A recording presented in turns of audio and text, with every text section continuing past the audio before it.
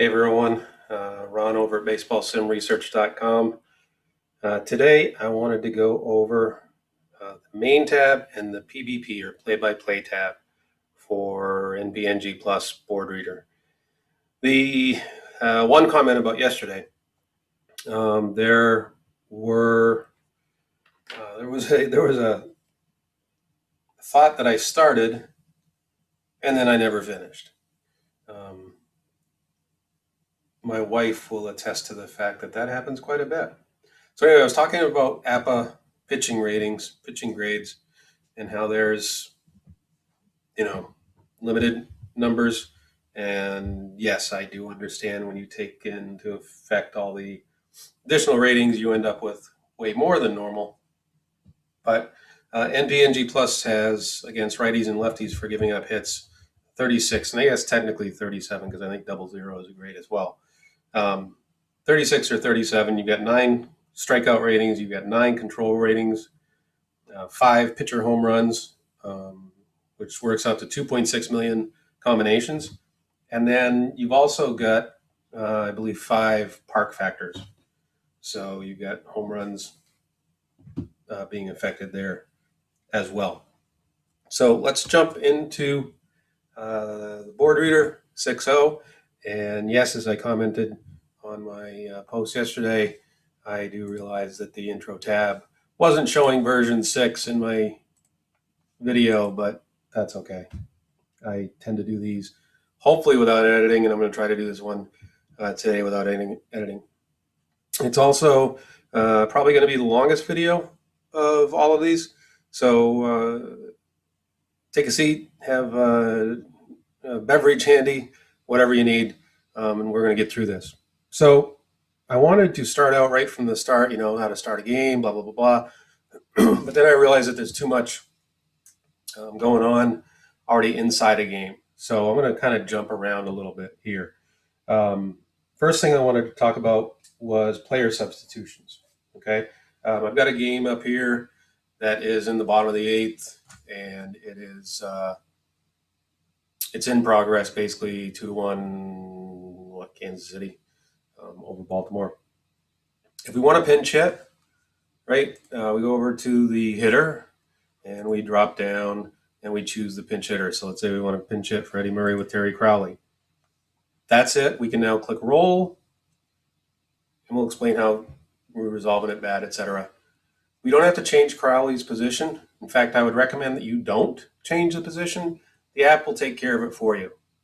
Okay, so if I hit roll, it does some stuff, and now I've got a pinch hitter in there for Murray.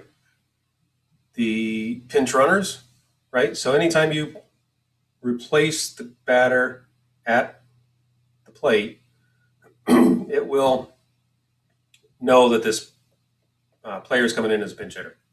So if you replace anyone else in the lineup during the offensive inning, even if they're not on base, right? So let's say I put Bruce Bonner. Was it Bruce Bonner?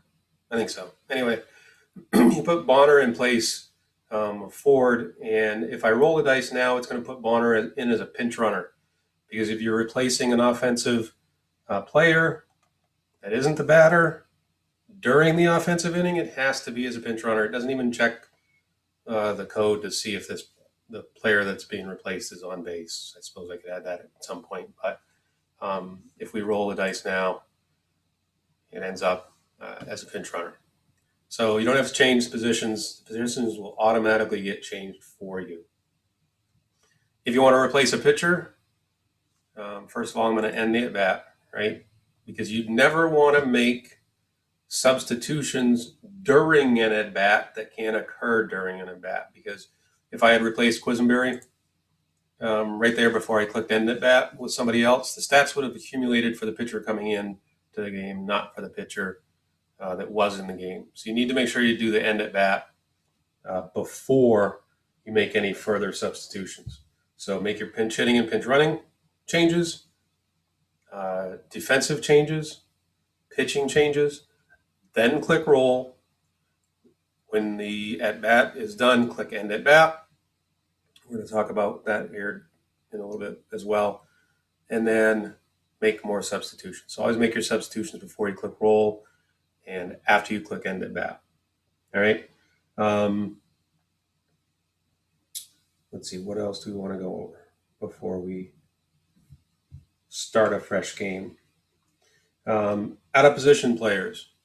So if you needed to replace UL Washington and you decided that you were going to put Mike Armstrong into the game at shortstop, Armstrong is not rated at shortstop, so it will show his defensive rating as 66 R0, and it'll show it in red. If a player is a 66 R0, maybe 66 R1 is the worst, I believe. It will show in black. So if he has a rating, whatever it is, if he has a rating that position, it'll show in black. If he doesn't have a rating that position, it'll show in red. You'll also see in the team display for each team up here, right? The radio dial here is for who's at bat. Naturally, there can only be one person at bat at a time, so only one of these through the entire two teams will have a dot. This little X is there to indicate who's going to lead off the next half inning. And of course, when the inning changes, there'll be an X down here for the next batter, and the dot will move its way up to the radio dial. Bats, pretty explanatory, either bat switch hitter, righty or lefty. Defensive ratings for outfielders, you've got you've got a error, a range, and an arm rating. For everybody else, you've got a error and range rating. Base running, good, normal, and poor. Pretty self-explanatory.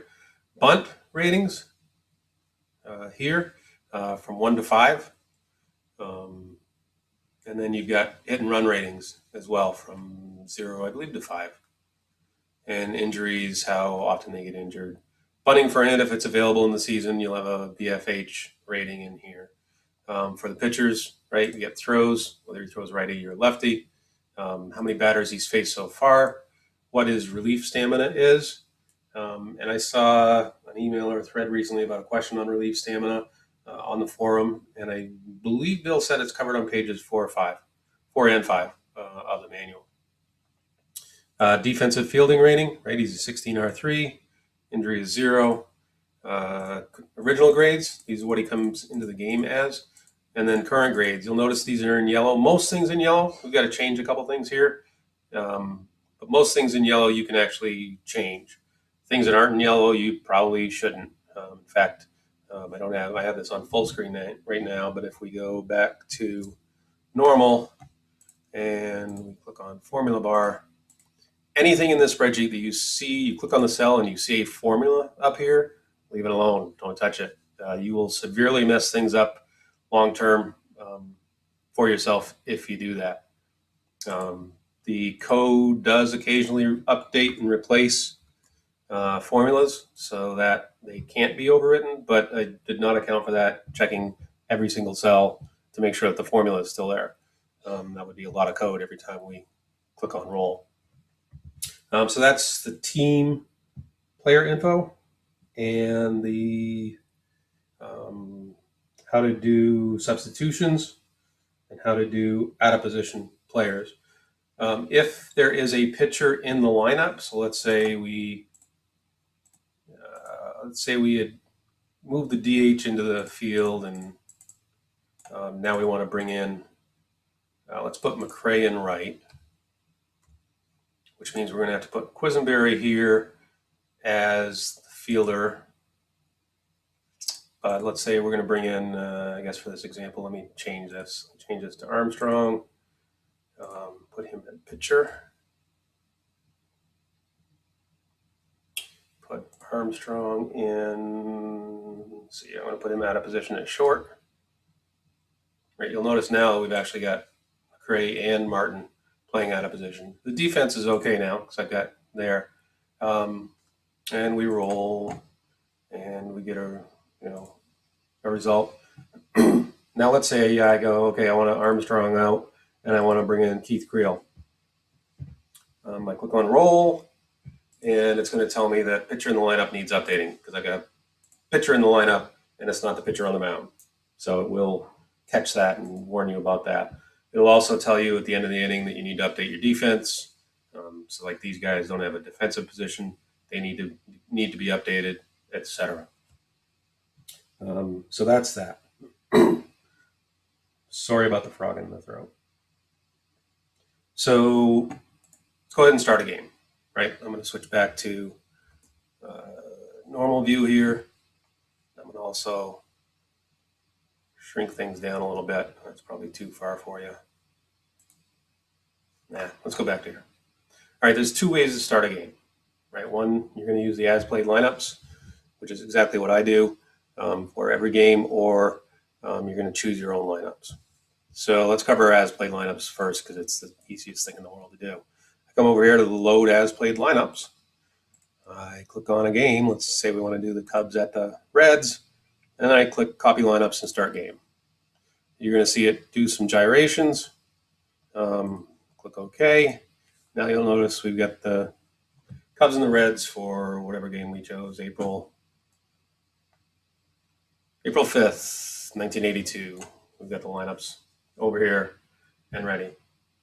Let's say, though, that we don't want to start an as-played game, right? There's a couple different ways. If the Cubs and the Reds are who we want to start with, we can go and change the lineups, change the starters, etc. It's actually a better way to do this. If you change the road team, you'll notice, of course, these players aren't on there, so they're not available. The ratings aren't available because they're not on that team. But you'll notice that the starters are still listed, but now the Astros players are listed below them, right? So now I can go in, Andy Ashby, let's see, I want Jose Cruz to lead off, I want et cetera, et cetera, et cetera. You can set your lineup, set your pitchers, change the home team. That'll redo the drop downs, change it back. One piece of advice if you're going to use the same home team is that you change the home team twice. That way you get all the players back in the drop down box. It'll be a little bit easier. So that can be a pain, right? To go ahead and do all the players in the lineup, and every single time you got to start a game, it's a pain in the you-know-what.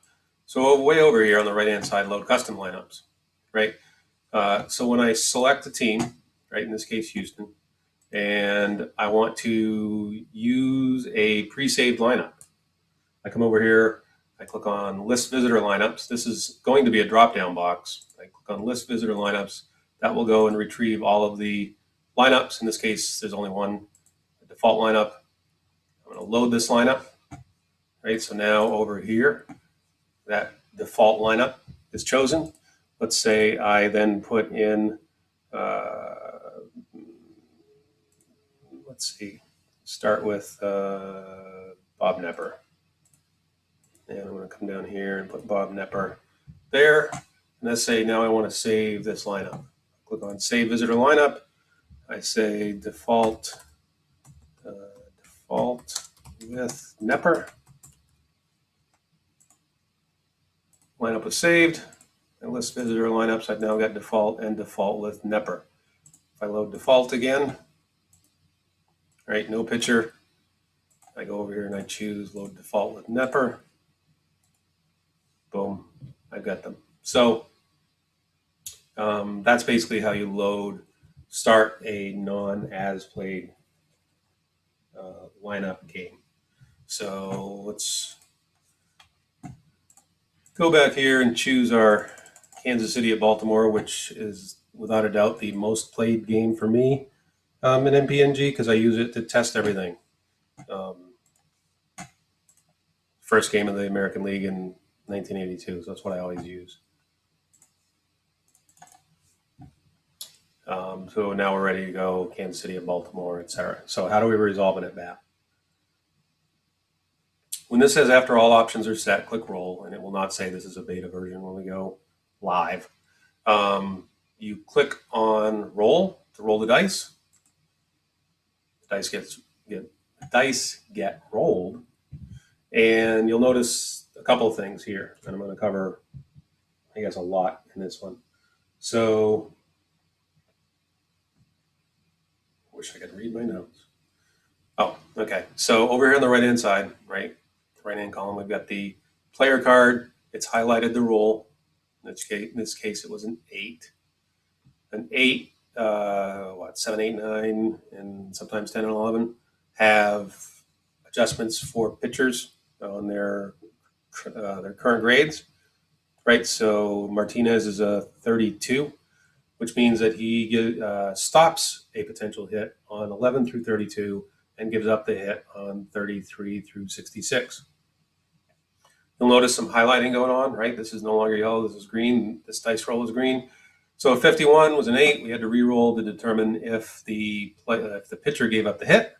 In this case, it was 32. The roll was 52, so it's a base hit. So green means it was allowed, and blue means that it was stopped. So I'm actually going to roll the dice manually and re-roll, and I'm going to put in 51, and we're going to go over all of these here in a second. There, luckily the second one, it went ahead and blocked it. Martinez stopped it, so now these are highlighted in blue, and it shows dice roll 2, 16, which is blocked by the 11 through 32. So Martinez did not give up the hit, right? So it highlights it in blue. The dice rolls, as I said, are down here. 51 in this case was the initial roll, and then the second roll was done to determine if the hit was allowed. In APBA, it's going to say, a C blocks this, or an A blocks this, or what have you. But it's a little bit different in NPNG because of those numerical grades. So when we finish the at-bat, and again, before we make any substitutions, we click on End at Bat. It will update all of these, the base situation. It'll update the outs. If there's a runner on third, it will change these infield position highlights from yellow to red. And that way you're reminded most of the time. There's a couple of weird scenarios where that actually doesn't get an update. But hopefully they're, to remind you that something needs to be selected, right? Whether you're going to play the infield in or back. Intentional walk, right? To grant an intentional walk, you click on APBA, intentional walk. It changes here, and then you do then have to click End at Bat. Maybe I can get rid of that and look at the code and fix that, but it's not a major problem. All of the check boxes, right? We've got 1, 2, 3, 4, 5, 6 check boxes here that we're going to cover. Roll dice manually, warn me of rerolls, automate TBR, stats, game and season, and hide play result, text, and play-by-play. So you'll notice there's some mini play-by-play down here, right, which shows the rolls that we made for Willie Wilson. Then we went ahead and re-rolled, and then the intentional walk. You can actually hide that play result if you want to look everything up yourself. The text is still actually there. In fact, if we go to View, Formula Bar, and go into that cell, you'll see that there's text there, but it's just not going to display to you. So if you don't want to see that for whatever reason, you can go ahead and do that. I always play with that on, but that's your call if you want to look up everything as you learn the game, and then maybe check that off and see what the result was and make sure you came up with what you thought it was supposed to come up with. Roll dice manually instead of the automated rolls. The first roll will prompt you, and there I believe the second column rolls also. So when you get a 0 over here in the first column, which means you get an H in the first column. It's the equivalent of the APBA 0. When you get sent to the second column will prompt you. Pitcher grades, whether he gives up a hit, fielding grades, whether somebody gives up an error, those re-rolls happen automatically. So you get to roll for the first roll, you get to roll for the second column re-roll. And that's it basically with roll dice manually. Warn me of re-rolls. If I had this on, I click roll and I get distracted for whatever reason, then I come back here and I click on roll again. It'll say re-roll the dice, and so it will prompt you automatically to make sure that you're doing what you intended to. Automate TBR. If you don't want to automate the board reader, you click that off, and then you just roll the dice, single right, runner scores. We click end at bat. You'll notice that the base situation did not update, score didn't update. A lot of stuff you got to do yourself. Quite frankly, I've lost track of everything that you have to do yourself manually to make sure that everything's working. But I would highly recommend not using that option because it basically gets rid of all of the functionality that we've built into this as far as taking care of everything for you, and you just get to concentrate on managing the game instead of concentrating on the mechanics of the game, which really people shouldn't have to. Stats, game, and season. If you want to accumulate game stats, and that would be stats over here on the box score, by utilizing these two tabs here, which we'll cover in a future video. If you want to accumulate game stats, you've got to have game stats clicked on. If you're then going to compile them for a season, you should have season checked on because it will remind you when you've started a game or going to start a game. If you haven't compiled those season stats for the previous game, you should. So it'll help you make sure you keep track of all the games you've saved and all the games you haven't. One thing about the board reader is, as my wife will attest to, I'm not perfect, and neither is my code. She'll attest to the first half of that statement. The second, I'm not sure. She could tell you how bad my code is. But if, for whatever reason, something updates incorrectly, so in my testing, I found there were a couple things that the base situation wasn't updating correctly, etc. If you need to change that, so let's say in this case right now, right, Wathen is on second. Apparently, whatever happened, we intentionally walked him and he went to second on a grounder. Single right and the runner scores. So remember I said the base situation, a lot of things don't update when the TBR is updated.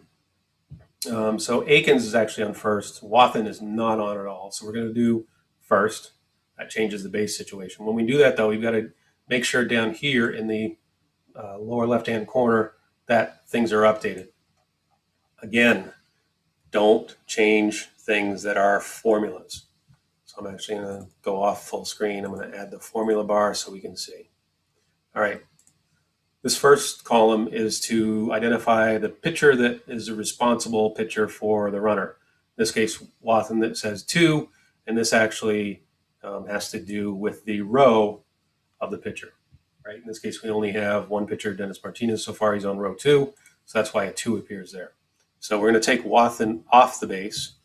Again, this is a number, not a formula. Right? So we can do that. We can put 0. And then here, again, a number. That number represents the batter, or the runner in this case, their lineup spot. So in this case, it was 2. We're going to do 0. Everything else updates automatically. So only change these 2 columns if you need to change the base situation. Okay. In this case, Akins is on first. So Martinez is responsible for him, and he's the cleanup hitter. And we now have Willie Akins, and it shows he's a poor runner. So now we've updated that correctly, and the base runners are back to normal. We can continue on. So that's base situation. Outs, nobody out, 1 out, 2 outs. Pretty self-explanatory. You just go in and click whichever one the situation is. I think, let's see, where were we in the play-by-play? There were 2 outs when Akins came up, so we're going to keep that at 2 outs. All right, infield position, inner deep. So let's say that we put a runner on third, and it's Akins again. So we're going to put him on third, take him off first. All right, we can play the infield in.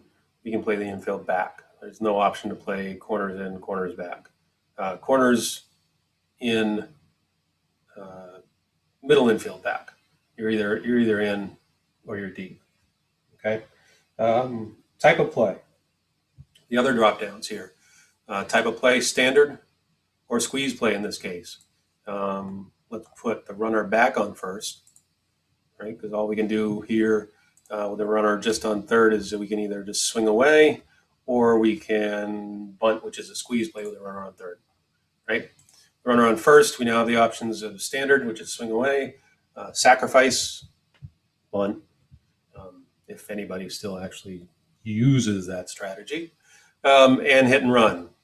I'm guilty of hardly, I don't even remember the last time I chose hit and run, to be honest. And admittedly, I don't sacrifice very much as well, and I've been doing this since the early 80s from a Stratomatic draft league. I hardly ever bunt. I hardly ever hit and run. I usually just swing away. PRN from, you don't have to worry about that. It'll automatically update there. Current PRN will automatically update. Randomized fielding and randomized rare plays. If I choose no for these, most players have a single error card, a single rare play, a single error number and a single rare play number on their card. It will only select those. And if you have this to yes, it will use a error randomization as well as a rare play randomization function built into that particular season, right? It's not just a generic one. It's that particular season. So those are all of the options up here that you have. You'll notice that these are in yellow. You can change them. I have not seen an issue where those have not updated correctly in over a year now. So those should be fine. One other option for display that's in here, down here in the below the play result, show cards yes or no. If you don't want to show the cards, you can change that to no, and the cards will disappear. They're still there, so don't go like editing stuff over here. You'll notice that, see, we have a formula right up in here. Don't go messing with that. You'll seriously mess up the board reader. And then click on show cards yes. When the pitcher's pitching, we don't see his hitting tablet because you don't need to. So that's that. Dice roll 1. You'll notice these are numbers. I put random formulas in there, and then I put the numbers back in place. And then you'll see that there's a dice roll 2 here as well.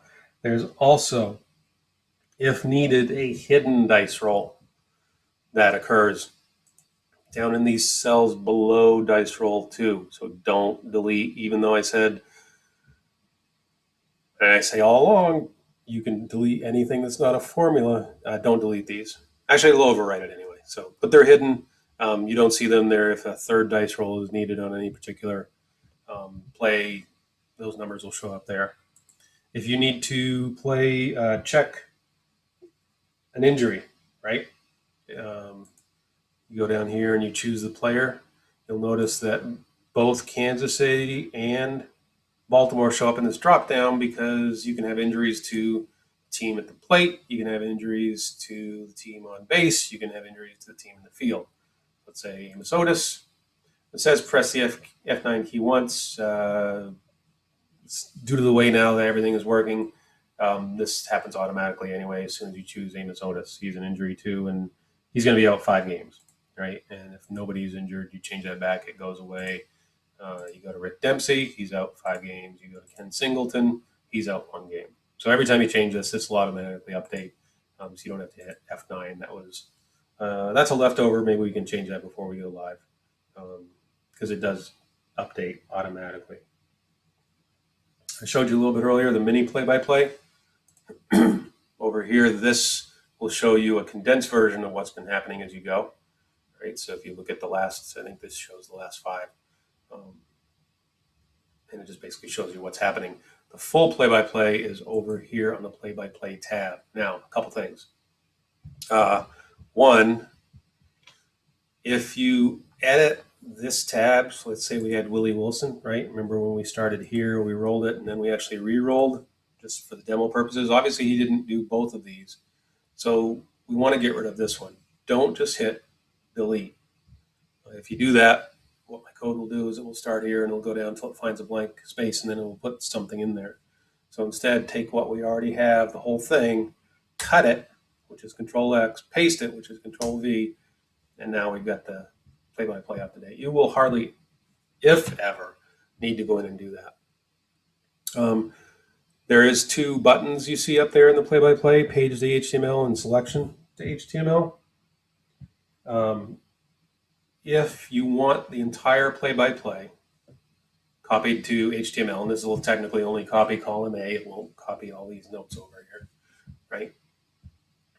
Page to HTML will take this and put it all in HTML, including bold. HTML is a web language, so it shows how things display on the web.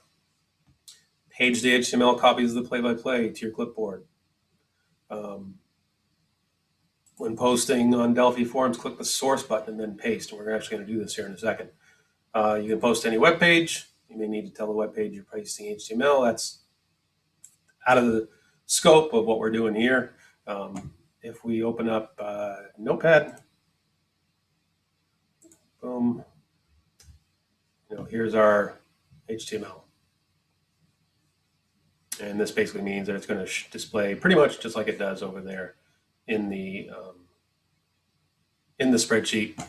These are what are called HTML tags. This means start a new paragraph. This means use Verdana size 2. This means turn on bold. We do this, turn off bold. VR gives me a single line carriage return, turn on bold, blah, blah, blah, blah, blah. Right? We're not going to save that. We're going to go over here to Delphi forums. And we're going to go and we're going to actually, I'm going to show you how to post that.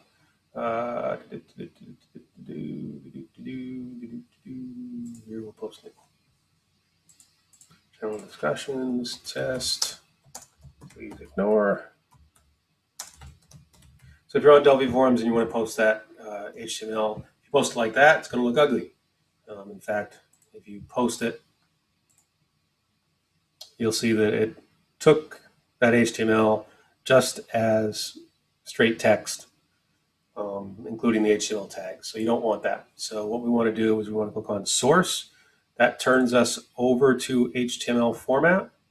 We paste in that, we post, and now it's going to look just like it did in the spreadsheet. Okay.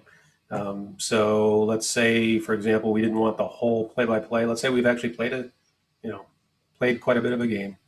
Let's go ahead and roll. Ended that. Roll. Let's add some more stuff here.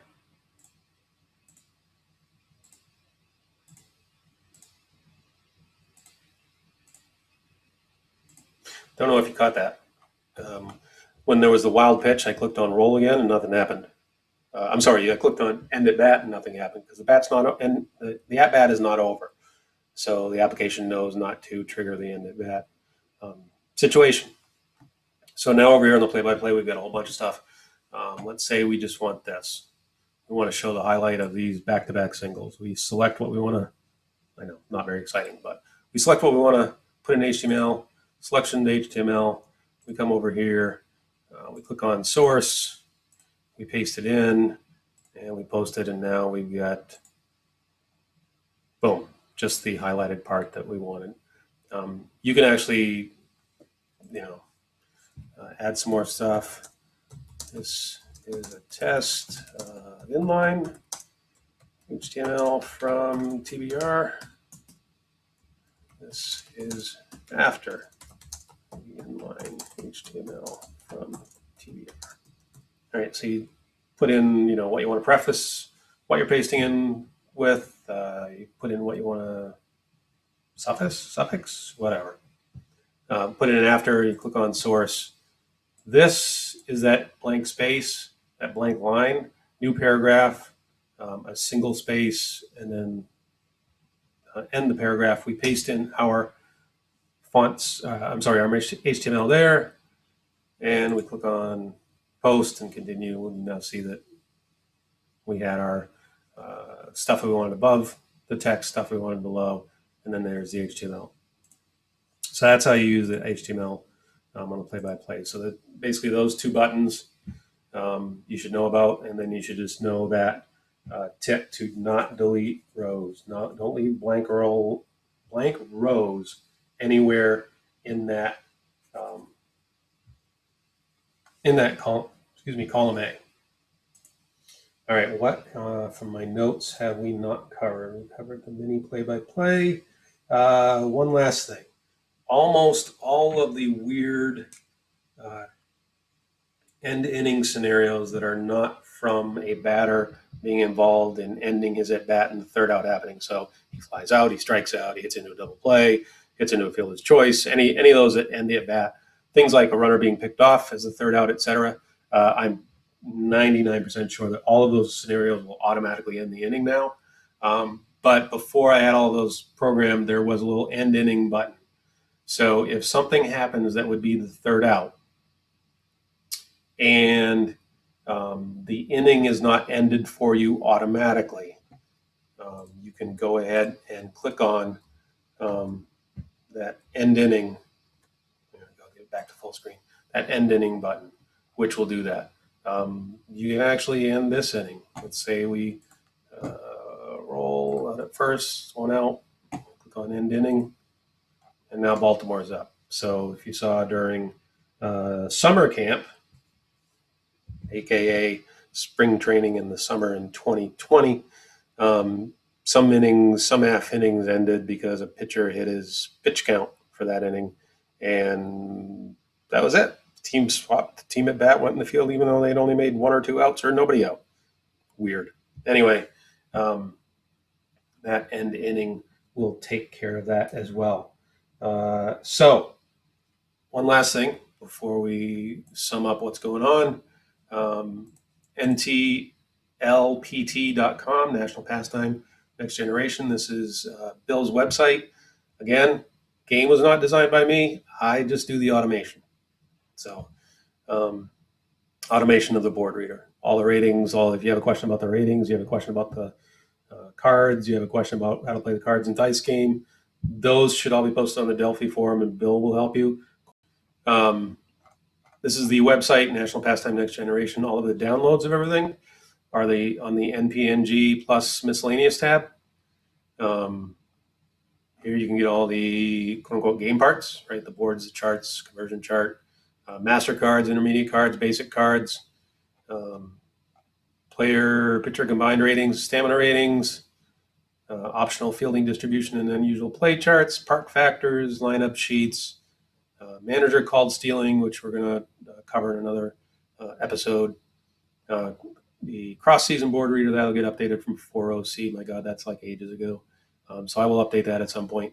And then TBR, right now, version 5.05 is the current release, but we're going to go to version 6.0 very, very soon.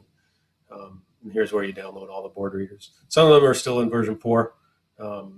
Bill is updating seasons by not only adding the individual player stealing ratings, which is what was updated from version 4 to version 5. Those ratings need to be in place for board reader 5 and board reader 6 to work. So Bill's updating not only that, but he's also updating some other methodology for the cards as well. So those will be updated hopefully soon. I know the work that Bill's doing is quite involved, so he'll get it updated. That's the website. NTLPT.com is Bill's website. BaseballSimResearch.com is my website. There you can get all sorts of information on downloading. You can download information about player usage, about you can download as-played lineup sheets. If you do stats by hand, there's some stats forms there pre-filled with all the players, etc. So that's it for today. If you stuck with me, congratulations. You got through to the end. If you didn't, you don't really know what I'm talking right now. Anyway, thanks everybody. Take care.